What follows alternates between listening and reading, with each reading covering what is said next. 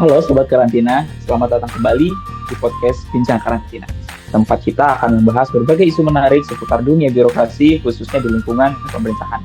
Saya Umam, calon analis karantina tumbuhan, dan hari ini kita akan mengupas tuntas fenomena presensi di instansi pemerintah. Mulai dari best practice hingga solusi inovatif yang bisa kita terapkan. Bersama saya sudah ada rekan-rekan hebat yang siap berbagi pandangan. Ada Mbak Anissa, ada Mbak Zelvi, Mbak Harisa, serta Mas Fadil. Halo teman-teman, apa kabarnya? Halo Mas Umam, baik terima kasih. Siap berbagi insight hari ini. Terima kasih sudah diundang. Halo juga Mas Umam, antusias Halo. sekali untuk diskusi hari ini. Halo Mas Umam, halo semuanya. Hari ini baik sekali. Semoga diskusi kita hari ini bermanfaat. Alhamdulillah sangat baik Mas Umam. Kita siap diskusi hari ini. Oke. Mbak Anissa. Kita mulai dari Mbak Anissa ya mungkin. Sebagai pemantik dari diskusi kita, mungkin kita bisa langsung. Kita mulai dengan gambaran umum mengenai praktik-praktik yang kurang baik terkait presensi dan instansi pemerintah yang sering kita dengar. Apa saja sih, Mbak Anissa, bisa diberikan contoh-contohnya? Tentu Mas Umam, mirisnya praktik buruk dalam presensi ini masih sering kita temui ya. Misalnya ada kasus manipulasi presensi ASN yang terus berulang, seperti yang diberitakan di berita seperti Kompas. Ini menunjukkan bahwa sebenarnya sistem yang ada saat ini masih sangat rentan untuk direkayasa. Contoh lain yang lebih ekstrim dan sempat viral ya di internet itu, ada PNS yang bolos kerja 10 tahun tapi tetap digaji. Seperti yang diliput oleh liputan6.com. Bahkan secara visual saja kita bisa melihat ya, bahwa ada indikasi kecurangan yang pernah muncul di sebuah reel Instagram itu memperlihatkan kepada kita ya potensi kecurangan-kecurangan dalam presensi itu. Ini semua adalah contoh nyata bagaimana integritas dalam presensi itu masih bisa menjadi masalah yang serius. Itu Mas Umam. Wow, 10 tahun tidak masuk kerja tapi tetap digaji. Itu angka yang sangat fantastis dan tentu merugikan negara sih. Sebagai calon analisis pekarantinaan tumbuhan, saya membayangkan betapa vitalnya kehadiran ASN untuk memastikan kelancaran operasional, apalagi di bidang sensitif seperti karantina. Mbak Zelvi dan Mbak Harisa mungkin sebagai calon dokter hewan karantina, menurut pandangan kalian, melihat praktik yang buruk ini, terutama jika dikaitkan dengan vitalnya peran dokter hewan karantina di lapangan, itu seperti apa ya?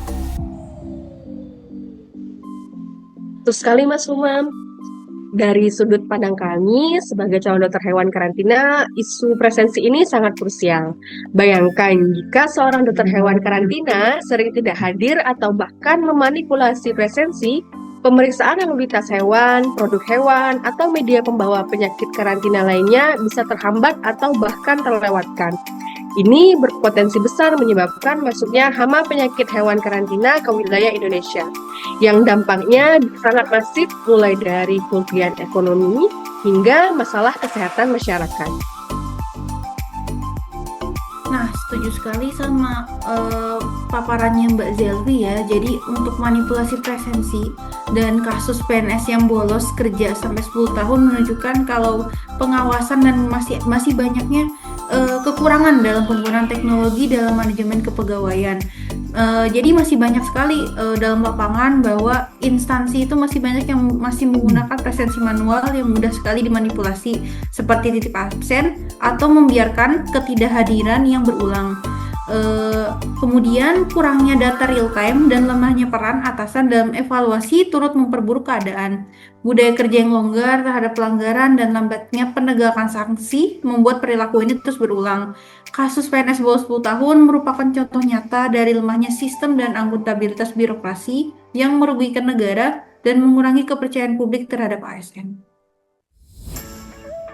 Oke, menurutku itu adalah poin yang sangat penting. Menurut Mbak Zelvi dan Mbak Harisa, tadi sudah dipaparkan soal kehadiran ASN, apalagi di lini yang merupakan garda terdepan seperti Badan Karantina Indonesia. Itu adalah kunci.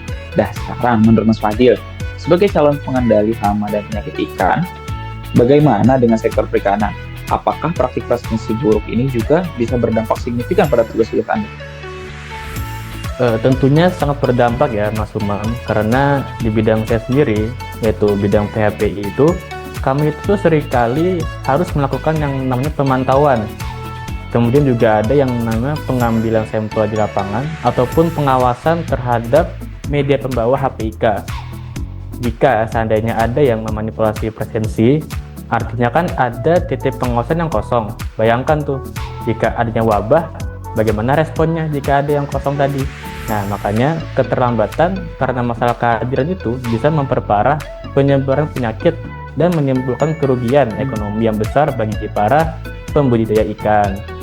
Kehadiran dan disiplin adalah fondasi utama untuk kita memastikan keberhasilan program pengendalian. Oh, terima kasih Mas Fadil. Jadi jelas ya teman-teman, betapa berbahayanya jika praktik presensi buruk ini terus-menerus terjadi. Namun, tadi tentang tantangan ini ada kabar baik, yaitu upaya pemerintah untuk mendorong praktik-praktik yang baik. Nanti dijelaskan oleh Mbak Anissa. Mungkin Mbak Anissa sedikit ceritakan lebih lanjut mengenai solusi atau praktik baik yang sudah dimulai dari sekarang. Oke, tentu Mas Umam, untungnya pemerintah sudah mulai bergerak ke arah yang lebih baik ya, ke arah yang positif. Salah satu contohnya adalah di berita itu ada yang menjelaskan bahwa pemerintah Provinsi Papua Pegunungan yang mendorong penggunaan absen digital di tahun 2025. Ini adalah langkah yang sangat bagus karena absen digital dengan fitur deteksi lokasi atau biometrik ini bisa meminimalkan manipulasi ya. Contoh lain yang juga menarik itu ada pemanfaatan aplikasi Sirekap oleh KPU. Jadi hal ini ditujukan untuk mencegah manipulasi suara. Meskipun di ranah pemilu, esensinya sebenarnya sama. Digitalisasi untuk akuntabilitas. Dengan sistem digital yang terintegrasi dan transparan, celah untuk berbuat curang itu bisa diminimalisir gitu Mas Umam. Ya, itu sangat menjanjikan sih, apalagi buat era digital kayak sekarang. Menurut Mbak Zelvi dan Mbak Harisa, menurut kalian bagaimana penerapan presensi digital ini bisa membantu tugas-tugas dokter hewan karantina di Badan Karantina Indonesia? Kalau dari saya, melihat absen digital ini sebagai solusi yang sangat efektif, Mas Umam. Dengan absen digital yang terintegrasi, pimpinan bisa memantau kehadiran staf secara real-time.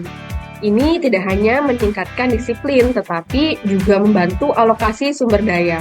Misalnya, jika ada kebutuhan mendesak di suatu titik pemeriksaan, pimpinan bisa langsung mengetahui siapa dokter hewan yang sedang bertugas dan berada di lokasi terdekat. Nah, ini akan sangat meningkatkan efisiensi operasional kami.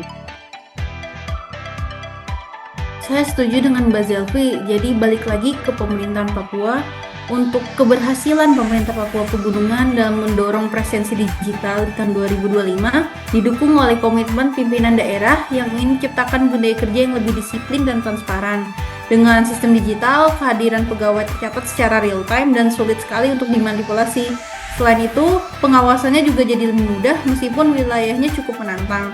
Nah, bicara soal KPU, KPU juga mulai memanfaatkan aplikasi Sirekap untuk mencegah manipulasi suara dalam pemilu.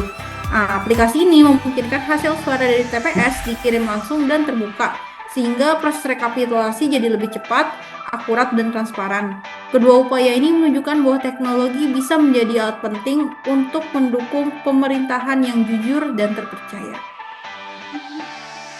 Efisiensi dan akuntabilitas adalah dua poin penting yang bisa kita dapatkan dari absen digital. Menurut Mas Fadil nih, bagaimana menurut Anda dengan presensi digital untuk mendukung peran Anda sebagai pengendali hama dan penyakit ikan?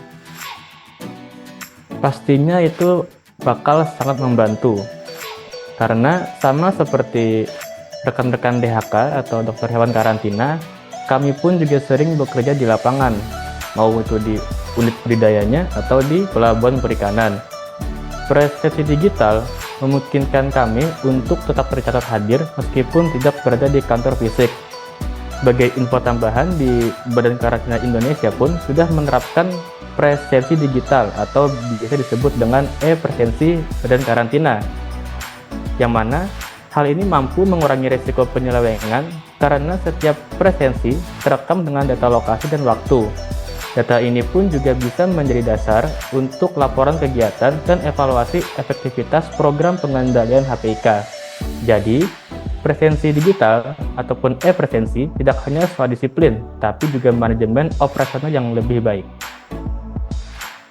Luar biasa. Dari diskusi ini kita sangat jelas bahwa masalah presensi di instansi pemerintah adalah isu yang kompleks. Namun solusi digital memberikan harapan baru. Baik, mungkin Mbak Anissa, Mbak Selvi, Mbak Harisa maupun Mas Fadil semuanya sepakat bahwa digitalisasi untuk presensi adalah langkah progresif yang harus terus didorong. Oke, mungkin terima kasih untuk Mbak Anissa, Mbak Selvi, dan Mas Fadil atas wawasan dan perspektifmu yang sangat berharga. Semoga apa yang kita diskusikan hari ini bisa menjadi inspirasi bagi kita semua untuk terus mendorong integritas dan efisiensi di lingkungan pemerintahan, khususnya di Badan Karantina Indonesia. Saya, Umam, pamit undur diri. Sampai jumpa di episode Bincang Karantina selanjutnya. Karantina kuat. Kuat.